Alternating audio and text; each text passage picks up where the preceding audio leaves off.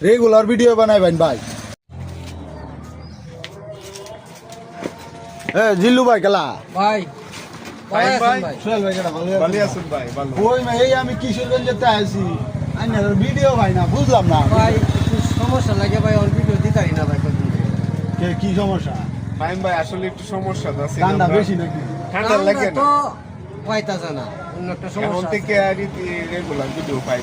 video দেন যেন video ছাড়া আমি ভালো লাগে আপনারা দুজনে যে ভাইরাল মানুষ আপনারা ভিডিও যদি আমরা না পাই ভাই, কি কি হইবে এখন থেকে আল্লাহর রহমত ভিডিও পাইবেন ভাই